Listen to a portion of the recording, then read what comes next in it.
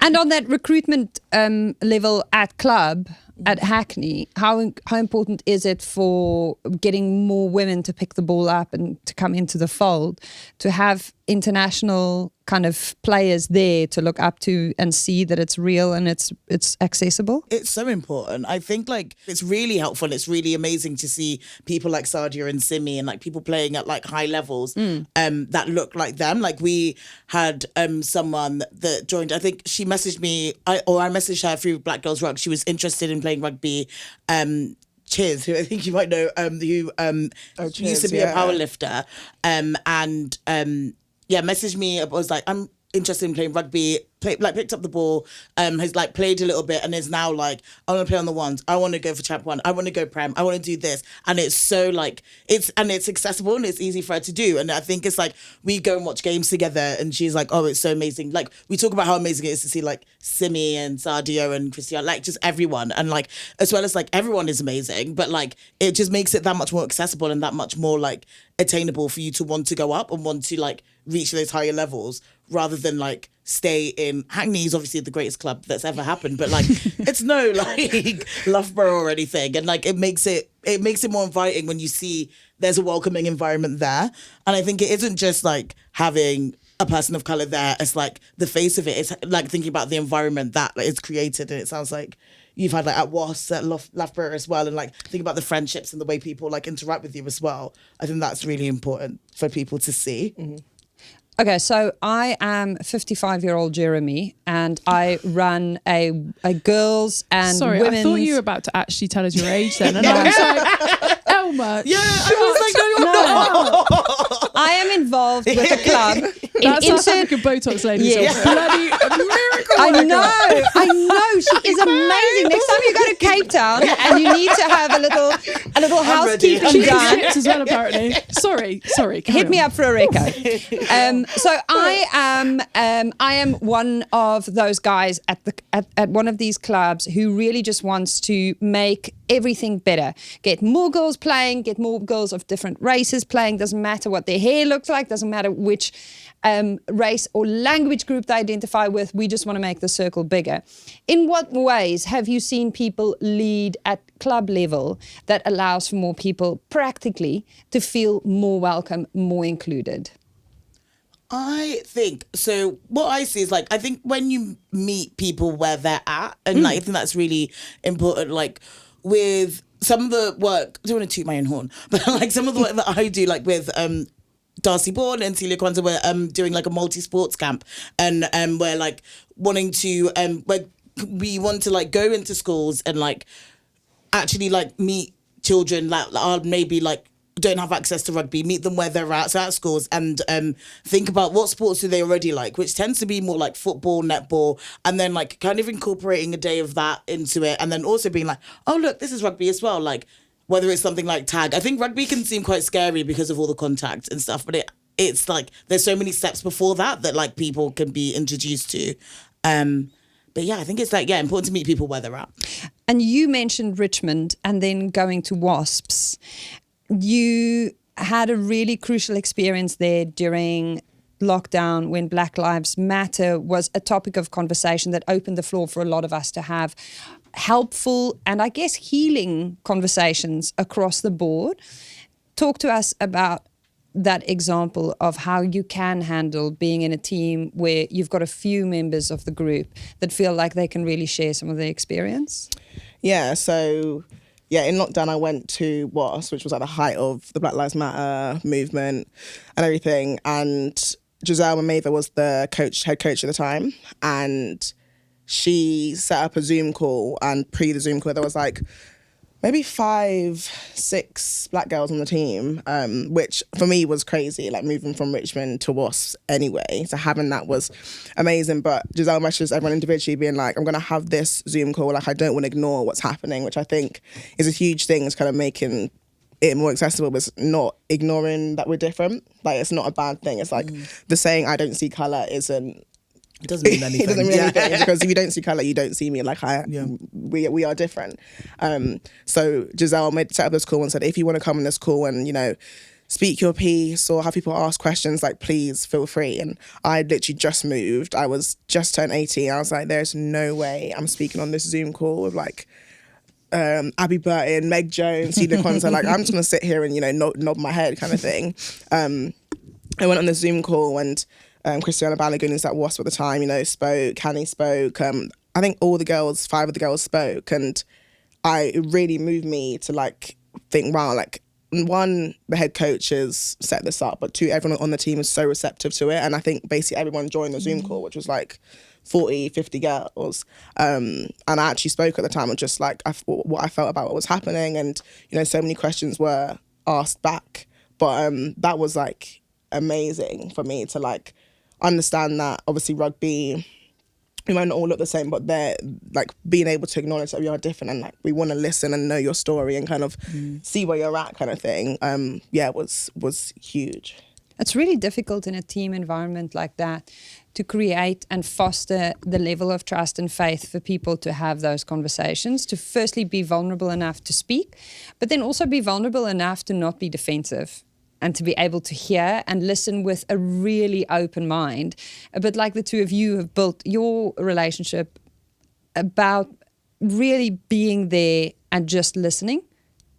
Yeah, I think like obviously Sadia and I, we weren't immediately best friends, were we? There's a No, actually, story. Oh, here we go.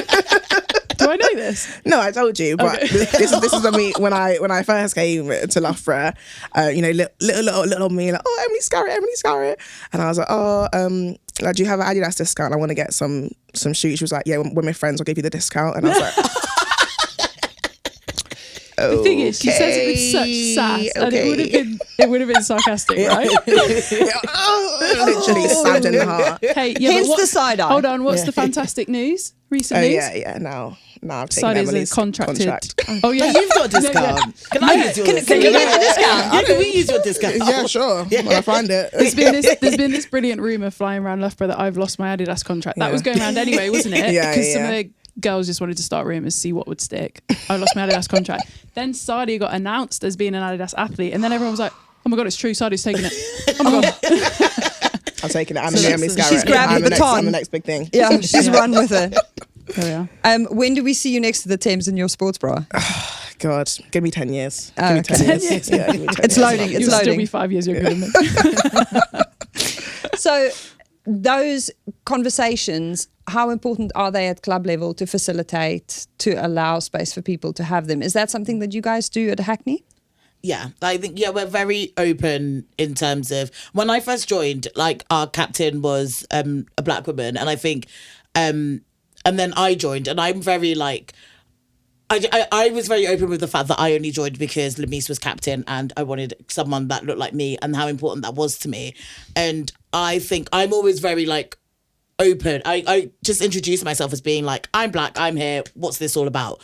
And then like, so I kind of force people to be like open to those conversations. But like, I think it's really important to like not be judging in that space. And I think that we've definitely not always got it right. And we've had like incidences that have involved like overtly racist like actions and like kind of having to educate people that make the decisions within our club regarding like how to handle things, and having to basically teach people about like microaggressions and racism is tiring. And it's been like a lot, but I don't know, I think you need like a couple of people, like not just black people, it is on like white people and like allies as well, to like have the time and patience to assist with that education as well. But also like I think it's so important for people to have spaces to like ask questions and like be able to like get things wrong and like in a safe space, but not in a mean way.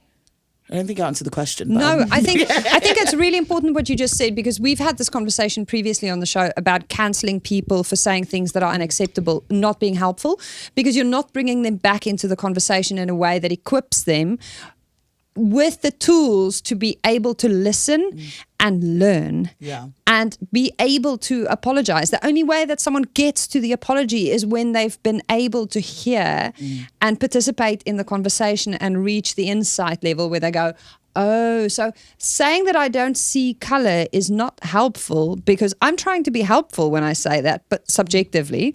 But what I'm saying is I'm undermining your experience. What I need to do is acknowledge your experience. Oh, what is it like having skin that is a different color and different hair? Let's talk about how this manifests for you practically. Also, the microaggressions that you experience. Tell us more about this, so that when we see these things take place, we can be a good ally and say, Jeremy, do you know that's actually really not helpful? I think what Anne really would love is if we acknowledge what they are going through. And then we start building from there. So important. But I think it is also on people in leadership positions, people who have transactional power in spaces where you know that your voice carries a little bit of weight because you've been at the club for 10 years. Yeah. Leverage that. Yeah. Find ways of listening to people who might not be listened to. Yeah, I completely agree. Can I ask you about Kat Merchant? Obviously, Yes. former Red Rose, your coach or one of coaches at Hackney. How is she? Because she's a pretty fun character. She is absolutely brilliant. Because she's a coach at Hackney with her partner Mike, and the two of them, I think they joined early last season, and I think they walked in and was just like, "What? Who are you people?" Because I think there's like 40 of us. Like, we are diverse in terms of like race. Like, we've got trans people, we've got loads of non-binary people. We've just got such a good mix of people, and I think, I'm not sure how much they understood in terms of like using different pronouns and like kind of like all the nuances that comes with Hackney ladies, because we're a lot and we're actually quite unbearable, and I love us, but like we are a lot, and like they've just been so open and just so like, not that they don't care, but they're just kind of like, okay, let me know how to address you. These are your pronouns. Okay, I'm going to use them. And like, I remember when they first joined, they asked for like, can we have everyone's name, a picture, like a fun fact about them and their pronouns. And like, they really took a lot of time in getting to know us. And like, any time like we've ever, like, there's a really good like method of feedback between us. Like, I think because I just like to talk to anyone. So me and Kat are besties. And she'll say this as well. As long as she reciprocates.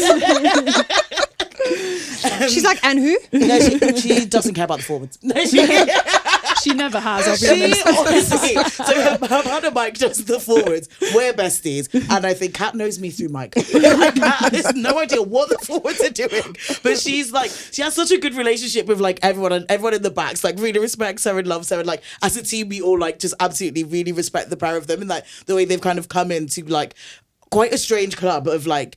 We also don't have a clubhouse. We don't have anything that like most traditional clubs do, but we've got great vibes, and they've just kind of like been like, okay, cool. You guys are all like so different. Let's just go and run with this. And like, they've honestly transformed the club, our ladies side so much. And yeah, they're fabulous. What's the biggest hurdle to convincing queer people and non-binary people to come and play more rugby? I think in the current like political sphere that we're in, people are made to feel like sports aren't for you unless you are like a cisgendered, straight, tend to be white, slim person. If you look a certain way, then sports is for you. But like, as we know, and in the world, in this room, no one looks like that. Everyone looks different. Everyone has a different background. Everyone lives their lives in different ways. And I think that there's so many points in people's lives where like you are told that sports isn't for you. And I think that there's, the older you get, I think it's so important to like think about the different like benefits that sports have. So, like for me, rugby changed my life in terms of like being able to like make lifelong friends and like being able to like meet different people, and like my living situation for the past like 5 years has been because of rugby, and like everyone's been able to like sort of little things like that are difficult. You get that sense of community, which especially as an adult, it's so hard to get, and it's really hard to make friends as an adult. And like playing sports and like having that community aspect of it is like so important, as well as like the physical and the fitness stuff and all of that jazz. But I think it's important to like remember all of that stuff. And like I think everyone should play rugby, but there are other sports and other ways of like keeping fit and like having that sense of community that are out there. And I think it's important in particular for queer and non-binary people to like remember that sport is for them, and it's not scary. It's not as scary as people want to make it seem. And everyone's really nice. And these are two international stars and they're lovely. So if these two can be lovely, then... I mean, then just go down to your local club. Exactly. Just as long as you're not asking for an Adidas discount. You have to become friends first before you get the discount codes, okay? I'll give a discount for Sadia. Just have to get us Emily, and then we'll just like sort it. And if you think about it, in rugby, we've actually, in so many very overt ways, been celebrating inclusivity. So, for example, I don't know how many people have ever looked at the haka and gone, oh, that's actually like a really ancient ritual that we have integrated into a deeply white sport in many areas of the world, and celebrated and made space for people to celebrate an indigenous both language but also a cultural tradition that is something that even white people have managed to adopt relatively well and perform relatively well. I mean, I don't know if you've seen those old videos of people doing the haka embarrassingly badly because they genuinely just didn't know the words or what to do with their bodies. But the deep cultural significance that people in New Zealand have now started like really finding in the haka and the full manifestation of celebrating a minority culture that had previously been oppressed, an indigenous culture, but also the acknowledgements that you'd see on the pitch before matches taking place in Australia and in Canada. In South Africa, the way that we've integrated other languages. So for those who are relatively new or young to the party, in South Africa, no people of colour were allowed to wear the green and gold until the 90s. Which I know feels like a long time ago, but it's just the other day. And so the ways in which both ancient versions of this, but also newer reckonings with including and really prominently celebrating inclusivity in so many different lineups is something that women's rugby particularly has been so actually good at doing for a long time. And I feel like the men's game has sometimes played catch up a little bit. It's the opportunity, the gift that I think the women's game has to give to the sport, isn't it? I definitely agree. And I think that, like, you can even see with the kind of community that women's rugby have, it already starts from there. Like, people who come to the games at England, you know, it's very family based, a lot more diverse than you'd see at England game. And at the Broses game. A Broses game, yeah, sorry.